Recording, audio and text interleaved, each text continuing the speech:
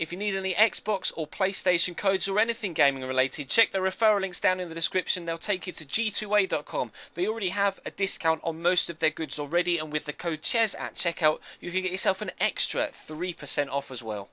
Hey guys, how's it going? Tez back again and welcome to episode number 94 of the Career Mode Road to Glory here on FIFA 15. Today we start with a game away from home at the KC Stadium against Hull City. Obviously not the strongest of sides in this division, but we've been in pretty inconsistent form recently, so I wasn't going to take this one lightly. They're playing their rather formidable and a rather stereotypical 5-3-2, which is a formation that Steve Bruce really likes to like in real life. It hasn't really done them too much help this season in IRL, but hopefully we'll be able to continue that run and kind of make the in real life form replicate itself in FIFA. But obviously, for Cambridge United's in real life form is just as bad as Hull's right now, so maybe we can improve it slightly. Obviously, the side is pretty different to how it was when we started this particular season, and not this season, but this particular series. But hopefully we can have a decent game. As you can see, it's 0-0 after 10 minutes. Hull having the first chance, but unfortunately for Bowen, that one went wide of the post. But like I say, we've been having really inconsistent form recently.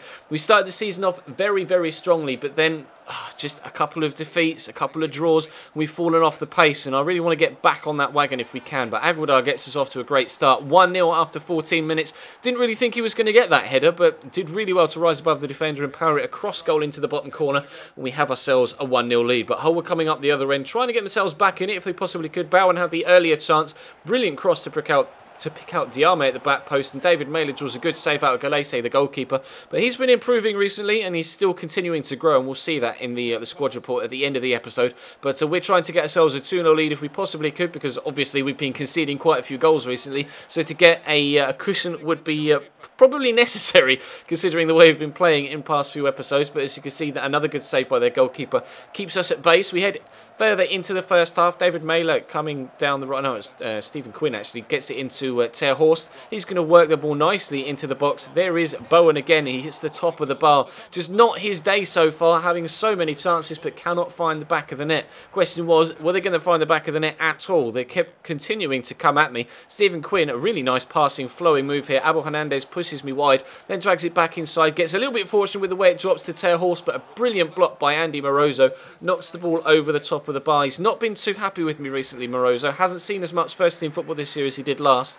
Obviously, you'd be disappointed if you played a fair amount of football in the Championship promotion winning season and didn't find yourself in the starting lineup for the Premier League. But obviously we brought in Lucio Cardosa, and we were able to to strengthen, and unfortunately he found his first team place given to someone else, but he's had to deal with it, and to be fair, he did very well there to keep them out, and that meant we were able to go at the other end, get ourselves a 2-0 lead. I really don't understand the goalkeeper's positioning here. You can see he's just sprinted out at me, but he's not narrowed any angles down whatsoever, and there's so much of the goal there to aim at that Schmidt just couldn't really miss. So they continue to push a lot of men forward to try and get themselves back in it. As you can see, Schmidt is kind of 1v1 defensively, and then 1v1 against the keeper as he takes it past the defender and pops it into the back of the net to make it a very convincing 3-0 scoreline. Now, we didn't necessarily deserve a 3-0 scoreline because, obviously, as you've seen, Hull had a fair amount of chances, but we stole it off them again, and Bennett Gafobe's through one-on-one. He's racing away. He's got the pace to beat the defenders. Shot from the edge of the box, so not only did we make it 3-0, we made it 4-0.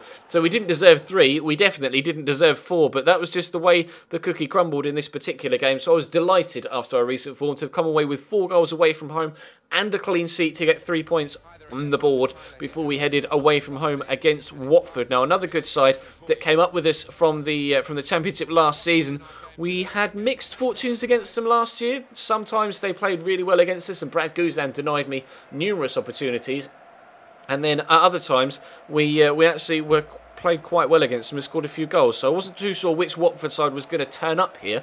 But Ikpeazu, they've got the man up top, is obviously a good goal-scoring threat for them. And we're going to be starting a more first-team lineup, or more recognisable, strong first-team lineup for this one, with Georgiev and Cassada up top, with Zafane down in Cardosa and Santalan at the back. Bit of a change around in midfield with Woods and Senurelli in there, as well as Michael O'Halloran on the left-hand side, in for the rested Nicholas Sporler. Obviously, our extremely extremely fast new free agent signing. But they're going to have the first chance of the game. And again, we had to call on our new Peruvian goalkeeper, Pedro Galese, and he keeps us in the game yet again. But he was going to be called upon not once but twice here. As you can see, Watford are going to be building up another move. Murray gets the ball into the box. Nice little 1-2. Works it nicely outside to Paredes, who's actually extremely rapid as well. But Pezu gets it into Batocchio? I'm not really too sure how to pronounce it. I apologise. But he was called upon Galese, and this time, unfortunately, didn't make the save. That makes it Watford 1, Cambridge United 0. And I really didn't want to find myself losing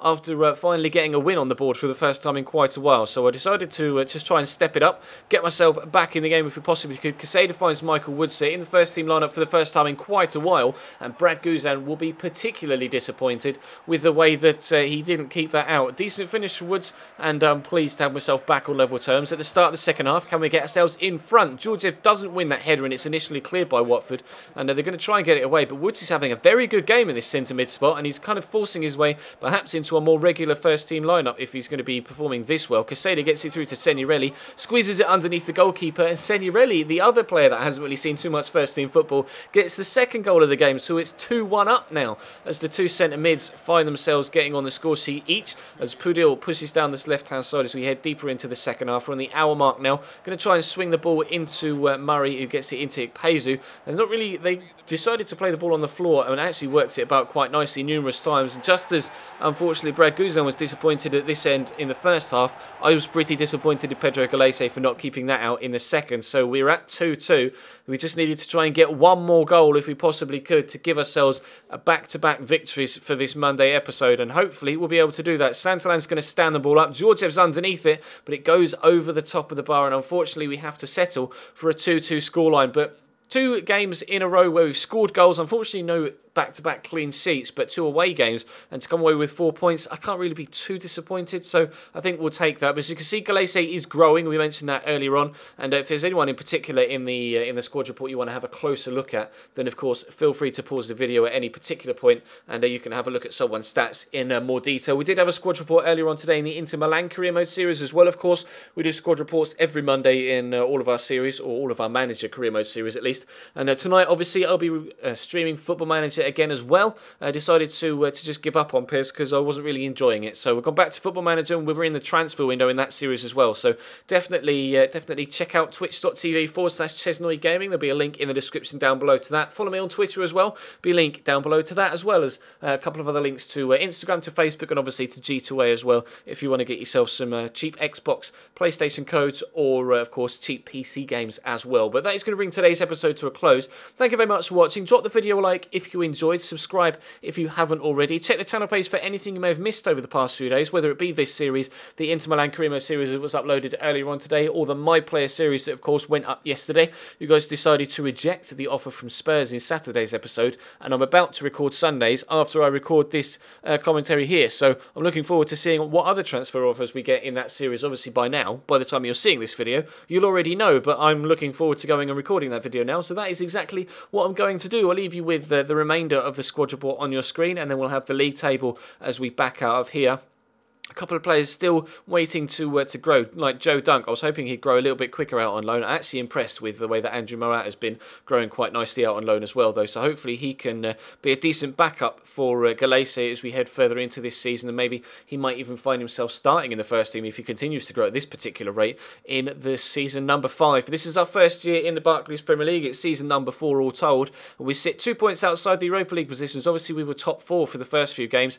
Had a bit of a wobbly period, and we're down to 8th, but I'm still pretty pleased with a top half position. And if we win our game in... Oh, we don't have a game in hand. Sorry, it's Villa underneath us to have a game in hand. I apologise. But if Villa win their game in hand, they'll actually go within a point of us. So we're only 2 points, though, outside Liverpool in 5th, and hopefully we can improve in the next few games. But that is going to be it for today. Thank you very much for watching, guys, and I'll see you next time.